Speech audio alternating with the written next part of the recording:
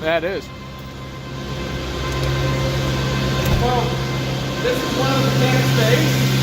This is where I've got my mechanic Greg working. We're all set up, everybody's set up to do welding, and you name it, we got it. Now, does each mechanic get to set up his own area however he wants? Randy set this one up for Greg. The other, Randy and Travis both have their area set up the way they want. We're getting into having actual techs who have their own actual tools. That's huge for us, you know. We've done so much every year that we're having a hard time really keeping up with it. It's just hard to keep up with. And so space and everything has been so limited that this really was Randy's bay, our lead service tech. But we've moved him over with our other service tech, Travis, because there's a little more room here for doing tractor assembly. So we've got Greg assembling tractors, PDI and tractors, and that's kind of what he's on. Does a lot of equipment check-ins for me for the rental stuff. So it's kind of a free for all right now, and when we get into the other side, we're going to be real piled in on everything. And, it's going to be a whole lot better gig. I mean, we're gonna go fairly deluxe on it. You know, we're going to have, you know, plug-ins every 4 foot, airlines every 6 foot. You know, to where we're not tripping over ourselves. Right. And we have more access in the right places, and you know, everything we can on reels. We want to try and do a reel system for fluids, and where you've got your main station, but you know, kind of like a dial a code where you can dial in what you want.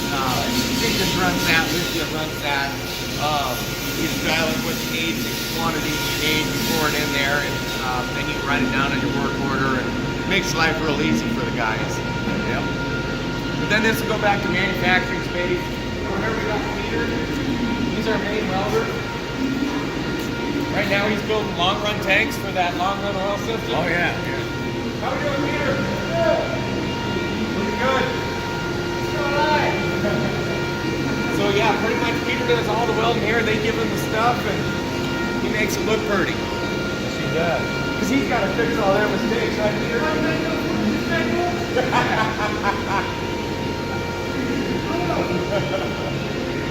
on TV now. You're famous. Are you having to start a new recording? Yeah, I've started a couple. So we got all of our presses, bending tools, and shears, and the whole system set up on a crane system over here to run both sides independently on a fully electric crane system. Temporary wash bank. This is where we've been washing because it's the only drain in the whole big facility. We've got rollers. We don't do a whole lot of rolling. Most of the rolling you see us do are for like Thompson out there, and for the duck meetups on our hose system. So we don't do a whole lot of it, but every once in a while we get a big order from BP, Conoco,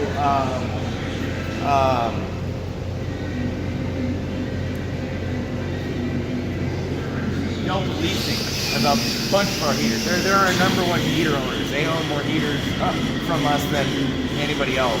And they'll order 150 of those at a go. And so when we do roll, it's a big production, but then it gets lost and forgotten about and sits back here until next month.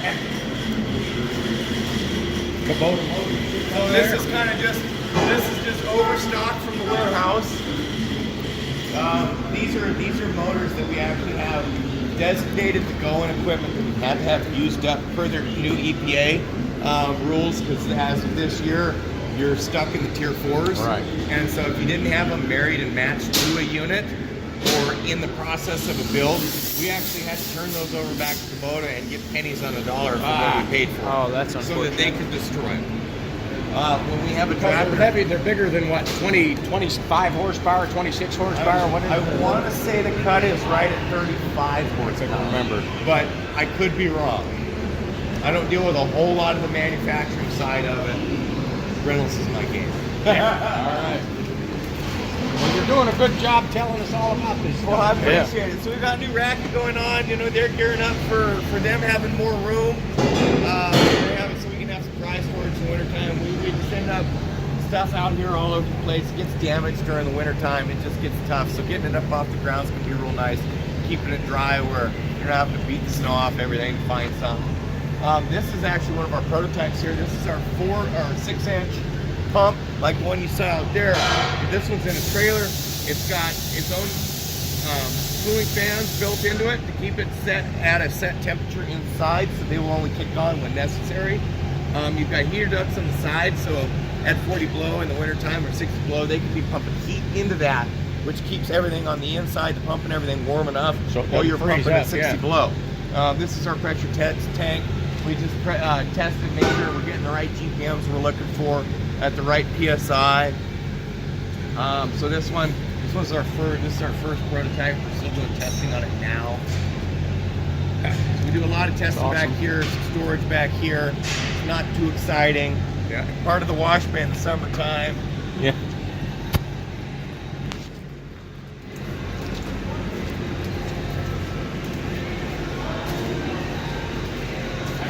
Then we've got Chris here. He's got one of our welder manufacturer. Chris Gurus. I'm the guru. And he's actually building a thaw house right now, aren't you? Kind of waiting on parts and stuff, yeah. Put together some pipe racks right now. Right on. Stuff out here. Oh yeah, that's why they were. Yeah. I told him you'd have them done by the end of the day. That is. More manufacturing stuff. We're kind of crammed up right now. It's been kind of tough to have room for everybody to work. Like I said, the new building's going to be amazing. It's going to be really, really nice for everybody. And you'll fill it up and wish it was bigger. Oh, we are. It's going to go big. It's going to be about the same size as the building, actually a little bit bigger than the building up there, right? But like 1.5 story, not a double story.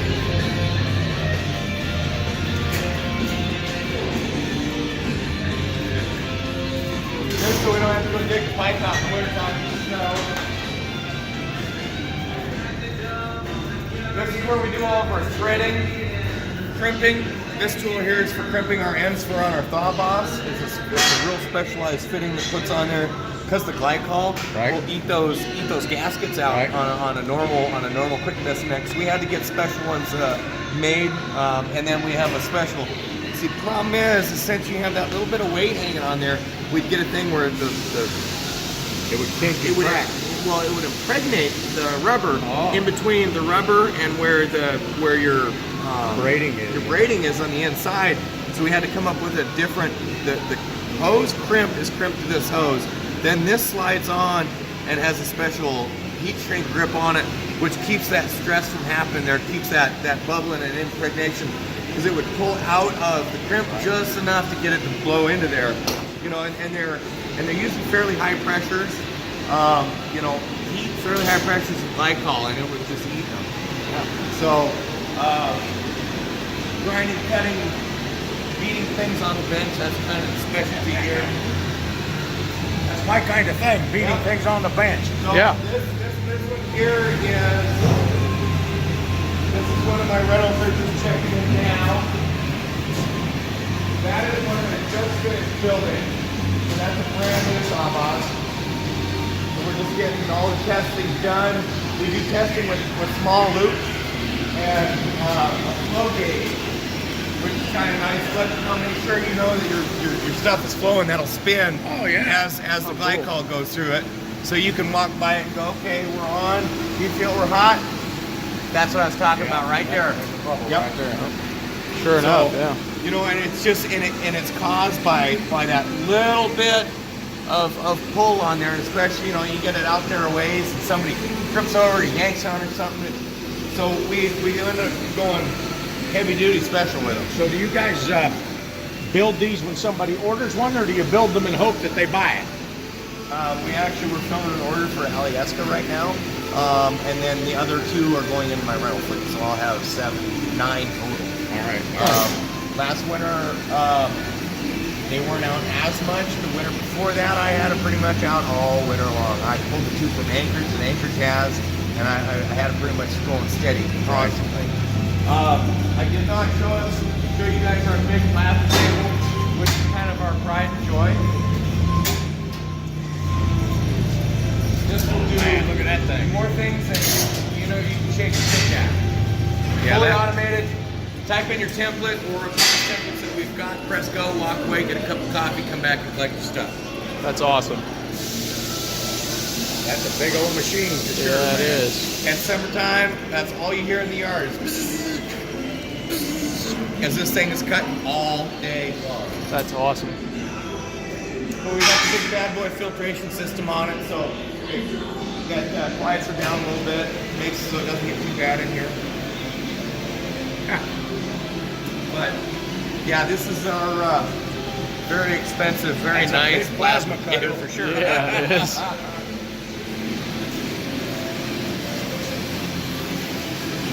So then coming in over here, we're going to be getting into where we build our generators and get our motors up to spec.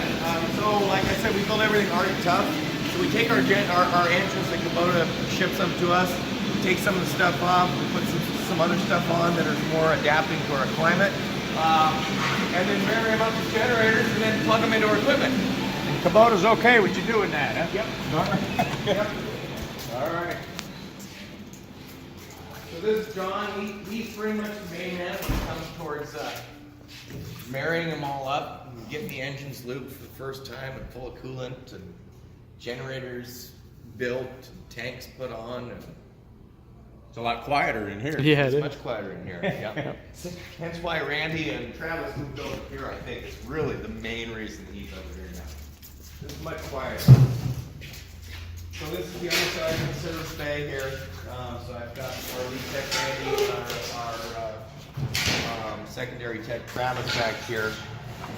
We're working on this boulder for this North Star burrow. What is this thing? It's essentially a do-all machine. It's kind of one of those that's made to hook anything and everything up to it.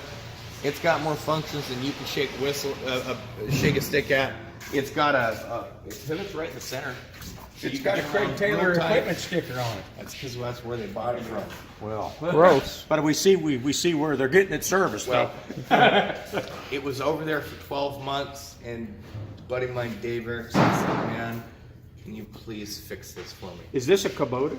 It is powered off of a Kubota, but no, it is actually made by Holder, which I believe is a German brand. Huh. They come out of Europe somewhere. Huh. They're Well, it's the right color. Yeah. very expensive units. What's a clever? That's an odd-looking But machine for sure. they're pretty wild. They're pretty wild. Got a 3-point hitch contraption up Yep. here. That's cool. They do a lot of the sidewalk clearing and stuff with these in the wintertime just because they can get in and around in those tight spots. And this is one of the bigger ones that they have. I want to say this is the Holder. Oh yeah, C70, and they've got some of the smaller ones as well. And this is one of the bigger ones. But yeah, they're definitely their own breed of equipment. They are. It's kind of like buying an old Hoover. Remember them old Hoover vacuums? Yeah. And the guy was trying to sell it to you. Yeah. The damn thing will spray paint and do all this other stuff you'd never expect a vacuum to do, but it'll do it. You know, That's right. that's what this is. All right. Yep. Nice. It's the power plant of that vacuum. So Very clever. All right. we've got full crane systems here. We're doing more assembly over here. Getting the loader arms and everything on them. It's just much easier to do with the crane system for the guys. For sure. They don't We, have to pick that heavy stuff up. We put the second crane over here. We moved that up from, I want to say, it was our renting facility. We put that one up last year. There wasn't a crane system over there. And we've gotten to where we're building so many generators that it was kind of this dead space where nobody could really work right. So, and then upstairs, it's kind of scary. I won't take you up there, but that's where we build all of our wiring looms and everything. And we've got a guy who comes in and builds all of our wiring looms for us. So it's messy up there, but I mean, you could make any wiring loom that you could ever imagine, special ends that put together, and you name it, we got it, and build it all here in house. What I'll do is I'll take you into engineering where they think up all this stuff. So that, dang it. That's all right. I wouldn't fully agree with that. It's not an endorsed statement. Well, all the smart people are gone. Look. This is where our main engineer is. He's got all his big computers for running his CAD programs and everything. Our lead manufacturer, Josh, this is his office here. It's kind of messy and there's not a whole lot in there because he doesn't have a whole lot of time to be in the office. Well, that's, you know, engineers and smart people tend to be messy because he's a busy guy. He's a busy guy. And then we've got the tech's office in here. This is where, you know, they can get on and talk to Kubota and look up parts and look at the bulletins that are released. This whole building's, everything's going to get a good once over after we're built with the other one. It's going to be really nice. all right. You know, and we work on everything. Anything that's got a Kubota on it, we'll work on it. We're working on the drill rig right now. Let's see, it's got a bad injector pump or something on it, I think is what it turned out to be. So I mean, our techs here, they're well versed in pretty much anything. You know, if it's got a motor and hydraulics on it, they've got it. That's awesome. And that's a drill rig, you And said? that's a drill rig, yeah. Yeah. That's what you need, Cody. Yeah, I know. That's what I've been looking at. Huh. Very clever. I want to see your JCB. Let's go look at it. I've got the smaller 5,000 pound teleskip right here.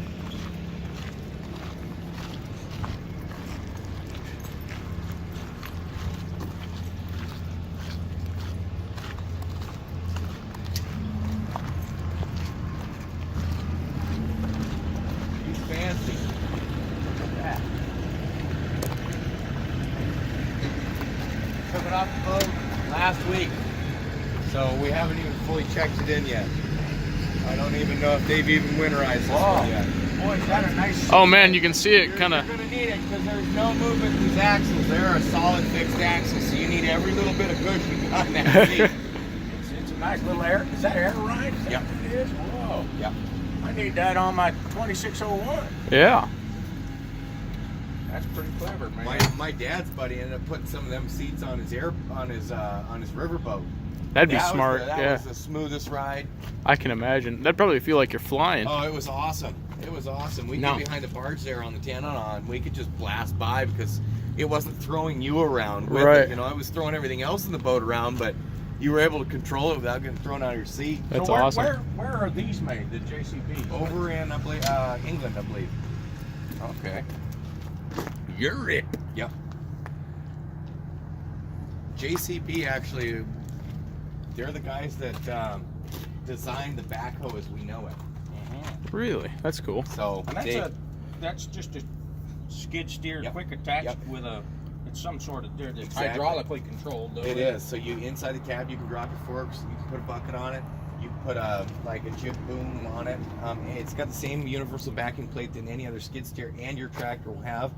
So anything is swappable. I could put a tractor implement on this thing if I really wanted to. As long as it's not PTO driven. Right. Because you put a grapple on there. Yeah, or I could whatever put a you skid wanted. steer grapple on there or tractor grapple on there if it was something really light. Huh. Well, it's an odd looking machine for sure. Yep. And yeah, all of them are making these little 5,000 pounders anymore. They're really nice for on the job sites. The nice thing about like Genie, when I was over at the other place we rented the Genies that are just exactly like this. The problem with the Genie is the heater on them is run off the hydraulics, so it's heated off of how hot your hydraulics are. Wintertime, the hydraulics never get warm. Yeah. So it was always cold. So this one is actually heated off the motor and off the hydraulics, which would be very nice. Now, what kind of motor does that have in it? These ones, I can't remember what they're running.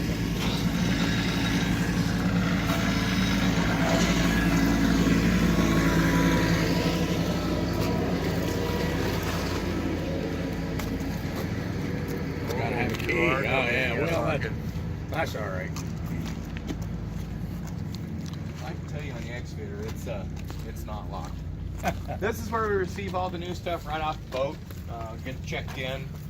And they got the tractors over here, and hey, look over In their here. boxes. They're not even put together yet. Yep. That's cool. That's how they show up, huh?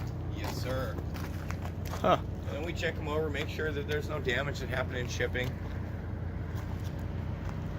If there are, we make a claim with the shipping company and get it resolved, and it's usually pretty straightforward.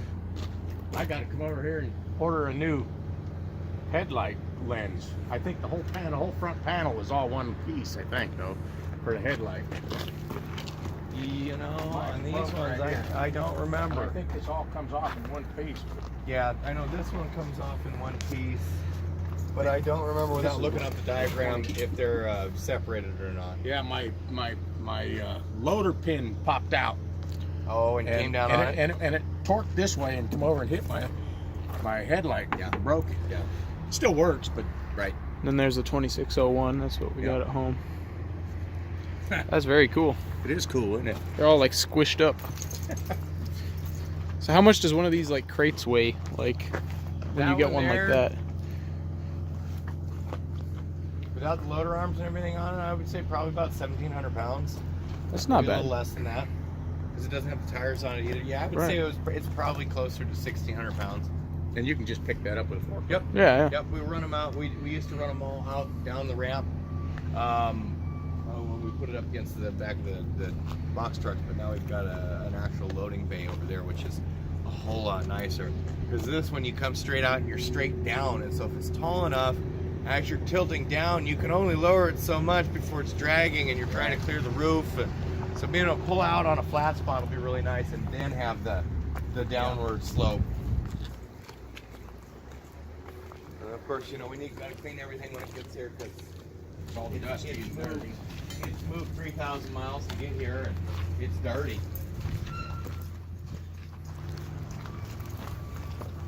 So coming up over here, we've got some of our rental fleet. Just a couple. We've probably got 7 times that many excavators still back behind our paint shop. Yeah, that's Those are cool. Those little track hose. So, and then I got an even smaller than that, actually. really. Oh man, that's awesome. Oh yeah. The 008. Look at that. Oh, that's so cool. So she's a little guy. The 17s and the 008s, actually, if you see here, is a slide. So these tracks will actually suck themselves in, so they're just as wide as the machine. And you Yeah. can fold this pin back, so everything's just as wide as your blade, so you can get in little man doors and stuff with them, or gated fences. And Oh man, that's so cool. Someday I'll have to rent one just to take it home and play with it. you Yeah. should do that. You should do that. I mean, we even got the little thumbs on them. That's I awesome. sometimes wish I'd have had a backhoe for my 2601. but Yeah. I You know, just, it's one of those things, and I tell a lot of customers, you know, if it's not something you're going to be using regularly, I'll just come rent it from me. Yeah, that's I'll what- keep it, I'll store it, I'll maintain it, and I'll make the payments for you. You know, Yep, that's it's a kinda one-time fee, and a lot of them are like, you know, that's right. I don't really want to spend 10 grand on it. Like, for 10 grand, man, I can rent you an excavator for a long time. You know. Yeah. That's true. why I kind of went that way and thought about that. Right. You know, like, Right. It's like the cab. I couldn't bring myself to spend all the extra I money know. on the cab I know. because I could buy a lot of I Carhartt. got a lot of Carhartts, exactly. And I didn't Exactly. get that cold. I moved a lot of snow, man. Yeah. I did. These are assembled tractors ready for sale. I almost bought the 2650 with the cab. when I bought mine. Yeah. Of course, now it's not much difference in price. No. Well, it's like 9,000. Yeah. About 9,000. Well, that cab is 5. So, Yeah. but very sweet. All right. You know, in the IPM series tractor, this you thought that other L back there was sweet. So this is the M760. There's the real man's tractor. I see that. And this one You're almost getting to the ag level here. is Yeah. exactly. We usually don't go this big. We usually stay way below this. Normally our M6060s, which is this model here, is about the biggest we go. We order a couple of those a year and we sell them to Pogo, well, which is now Right. the Australian company that owns it now. I can't remember. Now Fort Wainwright has a bunch of these, Yeah. and that's what they mow all their grass. Right. They pull these big mowers behind them. Right. The Army base has a ton of tractors, Kubotas in general. Sold a 24-foot wide batwing mower to, I think it might have been even 30-foot to Noah last Is year. that right? And you can get that thing up there with that. Well, you know, I work for the VA on Fort Wainwright, and they there's an advertisement that they always advertise for a tractor operator on Fort Wainwright, and I was like, oh man, I'd have quit my job to do that, but they only pay me half as much, so I figure I'll wait till I retire and then I'll take that job. There you go. Just go over and spend my day on one of these. all day. Heck yeah. Assuming that job is even still there Oh, in it'll still 15 be there, years. because nobody likes to drive tractor as much as I do. Uh-huh. They're not nearly as qualified as you. You're like, I own one of these. Well, you know, I was a farm kid. That's what I did. Yeah. man. So this is the new JCB Telebrome. It's a monoboom, so it's only got the boom on the one side, leading to greater view all the way around, less blind spots on it. That thing's sweet. So did you go to the home show? Okay, so I wheeled this out pretty much before anybody else had their booth picked up, and I was able to get in and around Oh, without that's awesome. dinging anybody or running anybody over, and it was pretty tightly packed in there. And it's because, you know, you can look out, you can lift the boom a little bit, you can look out, you can see exactly where the back of your track is right here, Yeah. and where the front of your track is right there. Once you know where one track's at, you know where all the tracks are at. That was locked too. Let's see, I don't need this one. Oh, there we go. Nice. Let's see, there's hydraulics. So that's what you need to beat Joe. Yeah, that's right. And really, we'd have to go up top to really see the motor. All right. So But I tell you what, there is nobody else in the state of Alaska that has a touch screen with a backup camera. That's awesome. So I could have gotten this with heated and cooled seats. I can get it with a thing that moves your cab up and down for viewing. I mean, these JCBs have more bells and whistles than you could shake a stick at. Man, that thing looks fun to drive. it does. It does indeed. It's got modes on it, so you can set it to where you want to, okay, I only want to go down 6 foot. Right. So you said it. And it'll drop to 6 foot, and you can pull back on your sticks, and you can get that curl, and it's going to keep you at 6 foot. Huh. Make anybody look like a professional. Including you. Yeah, including me. And then there's one of the sidekicks. Yeah. That's the sidekick, That's so that's sweet. the gas-powered model there. That one will do, I want to say it's 46 miles an hour or so. So she's peppy. She gets on it. It's got a sweet suspension system on it, a lot different than the other ones. It's probably a lot lighter than the other. It is a lot lighter than the other ones, yeah. It looks a lot more It's belt- sporty for and sure. It's belt driven, so it doesn't have that old HST behind you. Now this one here, you get stuck in a mud puddle, you'd be able to get it out. Right. Yeah. You know, That's as long probably as you. more in the same It's category. getting very as those. closer. Price point is getting much closer. They're not quite as sporty, jumpy. You know, do 90, but they're getting closer to that. Right. All right. I want to say these are powered with a Kawasaki. I want to say. Right. Okay. Okay. Neat. So I got new skid steers. Other side is a rental fleet. Some more rental fleet stuff starting there. This guy's got more stuff. Oh man. Gotta get a snow pusher one of these days. There you go. Crack. Yeah. That would be nice, actually. It really would be nice.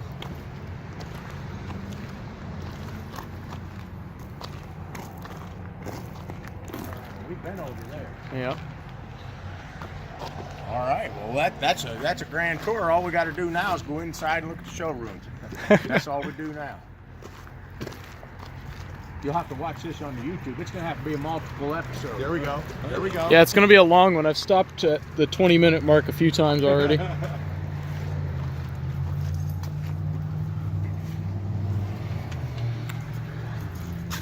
I saw that. Oh yes. Sorry, 378.47.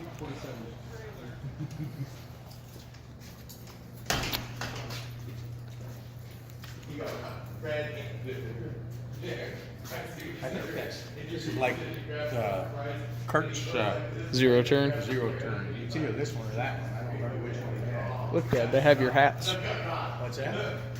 Oh yeah, that's the hat I want. Yep. I'm gonna have to buy one of those. I think I'll have to buy one too. I think we will.